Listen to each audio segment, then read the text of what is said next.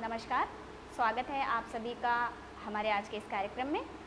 आज 20 जुलाई 2021 को मंगल का राशि परिवर्तन कर्क राशि से सिंह राशि में हो चुका है। आज हम जानेंगे कि मंगल के इस राशि परिवर्तन का कैसा फल रहेगा सभी 12 राशियों के लिए। आज हम 6 के बारे में जानेंगे, बाकी 6 के बारे में हम अगले दिन जानेंगे, कल। तो आमतौर पे मंगल का जो गोचर होता है वो एक राशि में 45 दिन का होता है, अगर मंगल वक्री ना हो तो मंगल का यह जो गोचर है ये 20 जुलाई से लेकर के 6 सितंबर 2021 तक रहने वाला है।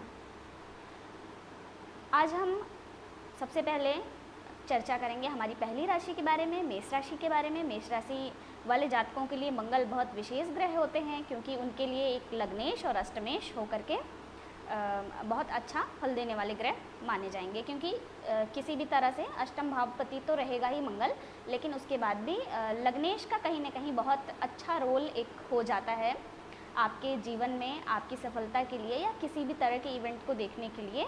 जो लग्नेश होता है उसके फल को सर्वाधिक ध्यान में रखना चाहिए। तो मेष राशि वाले जातकों के लिए लग्नेश जो मंगल हैं वो इस समय पंचम भाव में सिंह राशि में गोचर करेंगे। इससे कहीं ना कहीं जो लोग विद्या अध्ययन के क्षेत्र में हैं, विद्यार्थी हैं या टीचर हैं, उनके लिए बहुत अच्छी अपॉर्चुनिटीज़ देखी जाएंगी।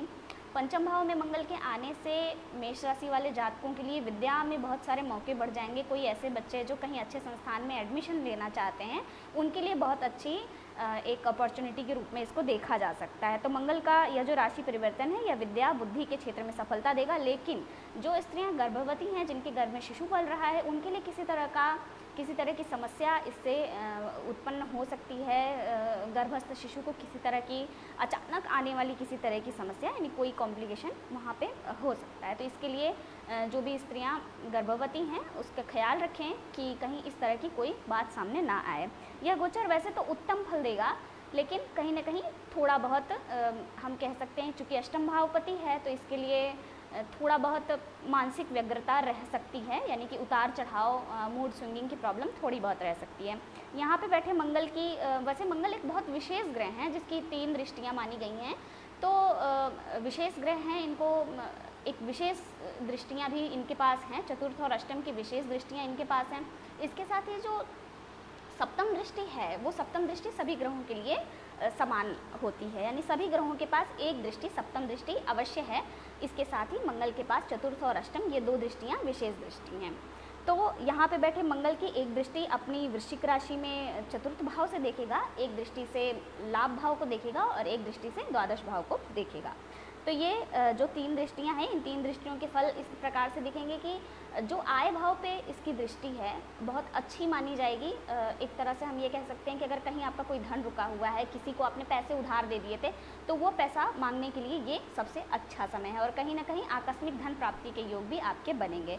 इसके साथ साथ ही द्वादश भाव पे दृष्टि पड़ने के कारण किसी तरह की यात्राएँ हो सकती हैं और यात्राओं में धन खर्च हो सकता है, इस तरह की चीज़ें भी देखने में आ सकती हैं। तो कुल मिलाकर के मेष राशि वाले जातकों के लिए यह जो गोचर है मंगल का, ये काफ़ी अच्छा फल देने वाला होगा। चूँकि हम ये भी कह सकते हैं कि एक एकादश भाव में गुरु पहले से ही विद्यमान है जो गुरु मंगल को देख रहे हैं, तो इसके कारण से भी, चूँकि जब हम छोटे ग्रहों की बात करते हैं जो ग्रह 40-45 दिन में परिवर्तन कर जाते हैं या 1 महीने में परिवर्तन कर जाते हैं, उन ग्रहों को जब भी हम देखते हैं तो शनि और गुरु 2 बड़े ग्रहों की जो स्थिति वर्तमान समय गोचर में चल रही है उनको भी जान लेना, कहीं ना कहीं उनका बहुत प्रभाव हो जाता है, क्योंकि दृष्टियाँ इन दोनों के पास भी विशेष दृष्टियाँ हैं, गुरु और शनि के पास भी विशेष दृष्टियाँ हैं, तो इसके लिए इनको जानना भी बहुत ज़रूरी हो जाता है। तो मेष राशि वाले जातकों के लिए मंगल का यह गोचर उत्तम फल देने वाला होगा। आगे हम बात करेंगे वृषभ राशि वाले जातकों के लिए। वृषभ राशि वाले जातकों के लिए एक द्वादश स्थान का स्वामी होता है मंगल और दूसरा सप्तम स्थान का स्वामी होता है। तो कारक तो नहीं होता है, क्योंकि सप्तम को मारक माना गया है और द्वादश का जो फल होता है वो सम माना गया है, यानी द्वादश का फल उस प्रकार से होता है जैसे उसकी दूसरी राशि फल देती है।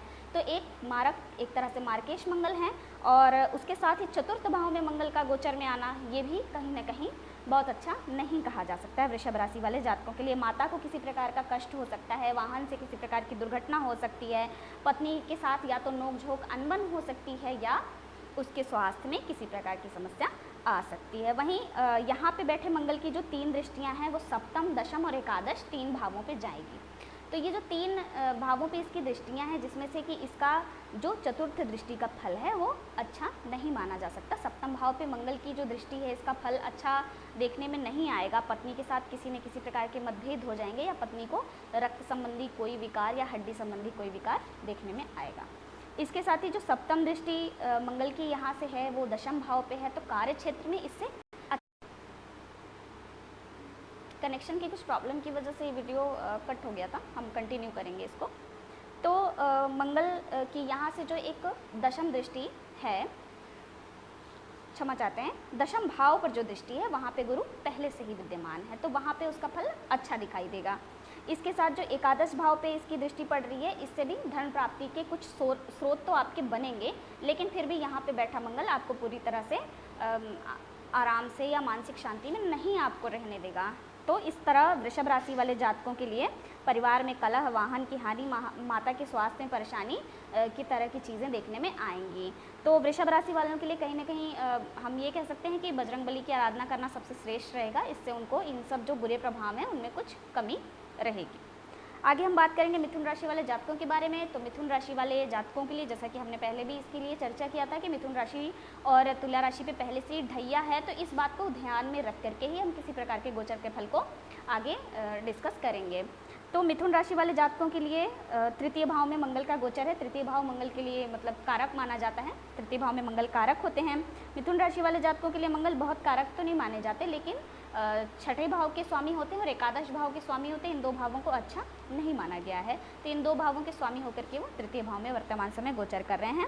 और अच्छी बात ये है मिथुन राशि वाले जातकों के लिए कि अढ़ैया के इस समय में, जिस समय बहुत बुरे फल देखने में आ रहे थे, तो मंगल का ये गोचर कहीं ना कहीं इन सभी परेशानियों से काफ़ी हद तक आपको निजात दिलाएगा, क्योंकि पराक्रम में वृद्धि होगी। भाई बहनों को किसी तरह की सफलता, कोई सुखद समाचार भाई बहनों की तरफ से देखने सुनने में आएगा।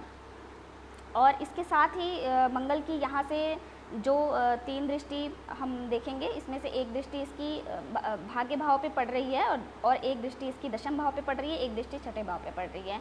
तो छठे भाव पे जहाँ मंगल की जब दृष्टि जाती है वृश्चिक राशि पे, तृतीय भाव से चतुर्थ दृष्टि है ये, तो ये दृष्टि कहीं ना कहीं जो कंपटीशन की तैयारी कर रहे हैं जो बच्चे, उनके लिए काफ़ी अच्छा है। या किसी तरह के मुकदमे अगर चल रहे थे आपके ऊपर, किसी तरह शत्रुओं की वृद्धि हो गई थी, तो शत्रुओं को हराने के लिए ये सबसे उपयुक्त समय आपके लिए होगा। यानी शत्रु परास्त होंगे और आपको रोग, रिपु और ऋण से राहत मिलेगी। भाग्य भाव पे इसकी दृष्टि और दशम भाव पे इसकी दृष्टि को भी हम अच्छा मानेंगे, क्योंकि भाग्य भाव पे जब इसकी दृष्टि जाएगी तो यहाँ पे बैठा मंगल, जो कि मित्र राशि में अपने बैठा हुआ है, आपके जो काम बिगड़ रहे थे वो भाग्य के भरोसे बनने लगेंगे। और इसके साथ ही कहीं ना कहीं आपको धन प्राप्ति के नए जो स्रोत हैं वो भी आपको मिलेंगे। दशम भाव की दृष्टि से कार्य क्षेत्र में काफ़ी सफलता मिलेगी। कार्य क्षेत्र में जो उथल पुथल बीते दिनों हो गई थी वो सारी चीज़ें अब सुलझने लगेंगी और कार्य के क्षेत्र में आपको कहीं ना कहीं बहुत अच्छा एक रिजल्ट देखने में आएगा। तो मिथुन राशि वालों के लिए ये जो गोचर है ये काफ़ी अच्छा फल लेकर के आया है। और साथ ही हम ये कह सकते हैं कि जो जातक अढ़ैया से जूझ रहा हो उसके लिए इस तरह का गोचर आना बहुत ही एक सुकून की बात है कि इस तरह का गोचर आया। तो चूँकि आपके मिथुन राशि वालों के नवम भाव में पहले से ही वक्री गुरु हैं, तो कहीं ना कहीं मंगल और गुरु का ये जो दृष्टि परिवर्तन है ये भी अच्छा फल मिथुन राशि वालों के लिए देगा। आगे हम बात करेंगे कर्क राशि वाले जातकों के लिए। तो कर्क राशि वाले जातकों के लिए मंगल वर्तमान समय द्वितीय भाव में गोचर सिंह राशि में कर रहे हैं। यहाँ से भी इनकी पहले हम ये चर्चा कर लेते हैं कि कौन कौन से भावों के स्वामी होते हैं। तो एक दशम और एक पंचम, 2 भावों के स्वामी होते हैं कर्क राशि वालों के लिए। तो कर्क राशि वाले जातकों के लिए सर्वाधिक कारक ग्रह मंगल माने गए हैं, जो कि इस समय द्वितीय भाव में गोचर कर रहे हैं। तो यहाँ पे बैठा मंगल, द्वितीय भाव में बैठा मंगल एक दृष्टि से तो पंचम भाव को देखता है, दूसरी दृष्टि से ये अष्टम भाव को देखता है और तीसरी दृष्टि से नवम भाव को देखता है। तो कहीं ना कहीं हम ये कह सकते हैं कि धन के लिए ये स्थिति काफ़ी उत्तम देखी जा सकती है। आकस्मिक धन प्राप्ति के योग बनेंगे। किसी ने आपका पैसा लिया है तो वो आपको लौटा जाएगा। हालांकि इस समय उधार लेना आपके लिए बिल्कुल उचित नहीं है, ना ही किसी को देना उचित है। धन भाव में बैठा हुआ मंगल है, तो आकस्मिक धन प्राप्ति के योग बनेंगे और विद्या में काफ़ी लाभ होगा। जो बच्चे पढ़ाई कर रहे हैं उनके लिए, या जो रिसर्च स्कॉलर हैं उनके लिए काफ़ी अच्छा ये जो गोचर है ये काफ़ी अच्छा परिणाम देने वाला रहेगा। हाँ, गर्भवती स्त्रियों को थोड़ी चिंता हो सकती है और अष्टम भाव की दृष्टि से आकस्मिक दुर्घटनाओं के योग बन सकते हैं, यानी कि छोटी आकस्मिक जो दुर्घटनाएं हैं, वाहन से गिर जाना या सीढ़ी से फिसल जाना, इस तरह की दिक्कत देखने में आ सकती है। तो इसके लिए आप सतर्क और सावधान रहें, तो आपको धन प्राप्ति के योग काफ़ी अच्छे इस समय मंगल की वजह से बने हुए हैं। तो कर्क राशि वालों के लिए एक तरह से इस गोचर के बारे में कहा जाए तो 50-50% अच्छे और बुरे फल देखने में आएंगे। आगे हम बात करेंगे सिंह राशि वाले जातकों के लिए। जैसा कर्क राशि वाले जातकों के लिए मंगल सर्वाधिक कारक ग्रह होते हैं, वैसा ही सिंह राशि वालों के लिए मंगल सर्वाधिक कारक ग्रह माने जाते हैं। तो सिंह राशि वाले जातकों के लिए तो चूंकि लग्न में ही इस समय सिंह राशि में ही मंगल का गोचर हो रहा है, तो ये स्थिति काफ़ी अच्छी मानी जा सकती है, इसलिए क्योंकि ये नवम भाव के कहीं ना कहीं स्वामी हो जाते हैं। तो जब भाग्यपति आपके लग्न में आकर के बैठ जाता है, भाग्य ही आपका साथ देने लगता है, तो फिर किसी और चीज़ की कमी आपको कभी हो ही नहीं सकती। तो हम कह सकते हैं कि इससे मान सम्मान प्रतिष्ठा में काफ़ी वृद्धि होगी। इस तरह के मंगल के लगन में आने की वजह से थोड़ी क्रोध में वृद्धि हो सकती है, क्योंकि मंगल एक गर्म ग्रह है और इससे अंदर से कहीं ना कहीं क्रोध या गर्मी जिसको कहते हैं, इस तरह की समस्या देखने में आ सकती है। तो आपके लिए एक सुझाव है कि कभी किसी को इस दौरान कोई गलत बात ना बोलें, क्रोध में आकर के किसी से लड़ाई झगड़ा ना करें, तो आपके सामाजिक मान प्रतिष्ठा में तो वृद्धि होगी ही, इसके साथ ही आपको धन प्राप्ति के लिए भी बहुत अच्छा है ये मंगल। और आपके जो भी काम वर्तमान समय काफ़ी समय से या तो पेंडिंग चल रहे थे या तो बिगड़ रहे थे, वो अब इस मंगल के गोचर में आने से आपके सारे बिगड़े हुए कार्य बन जाएंगे। चूँकि इस मंगल पे सप्तम भाव में बैठी गुरु की दृष्टि भी पड़ रही है, इसके कारण से भी यह मंगल अत्यंत उत्तम फल देने वाला बन जाता है, क्योंकि मंगल नवमेश है और गुरु पंचमेश हैं जो सप्तम भाव में बैठे हैं। इनका दृष्टि परिवर्तन सिंह राशि वालों को काफ़ी अच्छा फल देने में सक्षम होगा। तो हम एक तरह से ये कह सकते हैं कि अभी तक बताई गई सभी राशियों में सिंह राशि वालों के लिए सर्वाधिक अच्छा फल लेकर के आएंगे ये मंगल। तो सिंह राशि वाले जातकों के लिए इस मंगल का फल हम अच्छा मानेंगे। आगे हम बात करेंगे कन्या राशि वाले जातकों के लिए। तो जैसा कि हमने पूर्व में कई वीडियोज़ में हम चर्चा कर चुके हैं कि कन्या राशि वालों के लिए समय अच्छा नहीं चल रहा है, और अब इस मंगल के द्वादश भाव में आने से स्थितियां सुधरेंगी नहीं और बिगड़ेंगी। तो कहीं ना कहीं कन्या राशि वालों के लिए चिंता का विषय है।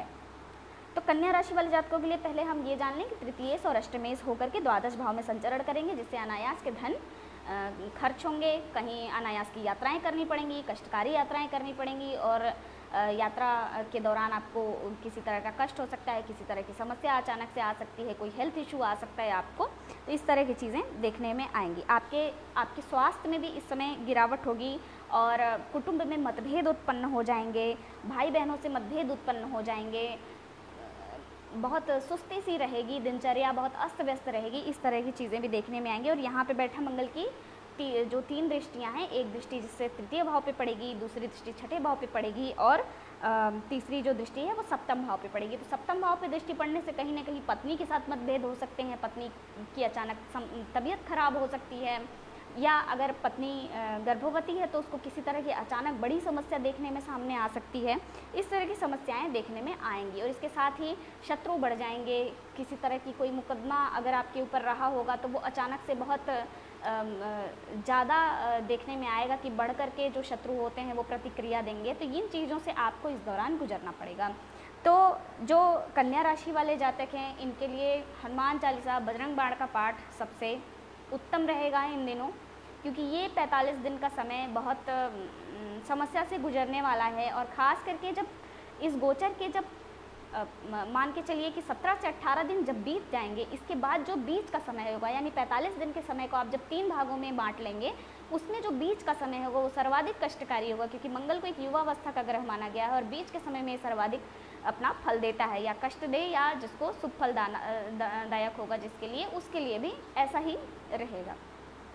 तो आज हमने चर्चा की मेष से लेकर के कन्या राशि तक के जातकों के विषय में। आगे हम चर्चा करेंगे तुला से लेकर के मीन राशि तक के जातकों के लिए। तो आज के लिए इतना ही। बहुत बहुत धन्यवाद। आगे हम फिर मिलेंगे आगे की गोचर के फल की चर्चा को लेकर के।